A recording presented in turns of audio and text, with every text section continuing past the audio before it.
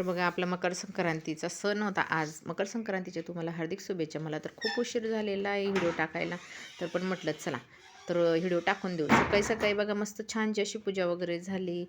आज घरात येणं खूप मस्त असं प्रसन्न वाटत होतं आणि सकाळी पण म्हणजे बाहेर थंडगार वातावरण आणि ते एवढं भारी प्रसन्न वाटत होतं ना, तर मी त्याचा व्हिडिओज बनवला. भारी गुलाबाची फुलं आलेली होती, त्या फुलांकडे बघून खूप छान वाटत होते. मग मस्त रांगोळ्या काढल्या. तर बघा पतंग उडवणारा मुलगा. आज पतंगला खूप महत्त्व आहे म्हणून म्हटलं चला पतंग आज कोणती रांगोळी काढायची मला लक्षातच येत नव्हते. म्हटलं चला आज पतंग उडवणाऱ्या मुलाचीच रांगोळी काढते. तर मस्त छानशी अशी पतंग उडवणाऱ्या मुलाचीच रांगोळी काढली. तर नंतर घरात आली. आज सगळ्यांचे उपवास होते. आज एकादशी होती. 11 वर्षातून आलेली होती एकादशी, त्यामुळे सगळ्यांनी उपवास पकडलेले होते. मग साबुदाणे चेक करत होती.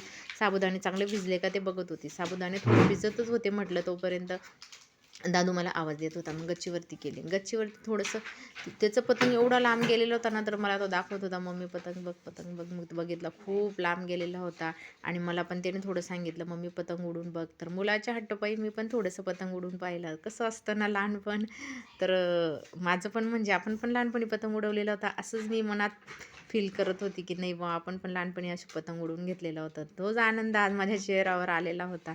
तर म्हटलं चला. मग नंतर मी खाली आली. थोडे साबुदाणे वगैरे करायला घेतले. साबुदाणे केले. नंतर हे ना मग चिक्की करायला घेतली. चिक्की केली बघा. मग ही साईडचा भाग होता ना, तो काढून घेतला आणि मस्त आपलं ओली असताना त्याच्यावर थोड्याशा रेषा मारावं लागतात.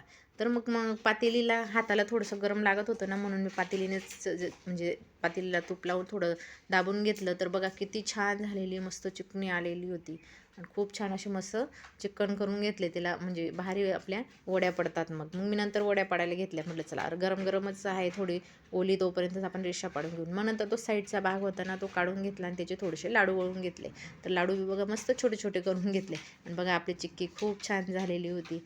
तर मी म्हटलं चला मकर संक्रांतीचा सण झाल्यानंतर आम्ही बसलेलो होतो, मस्त गप्पा गोष्टी करत होतो. दादू, ताऊ, तिचे पप्पा, आम्ही गप्पा मारत होतो. अशा पद्धतीने आमचा साधा आणि सिंपल मकर संक्रांतीचा सण झाला. कसा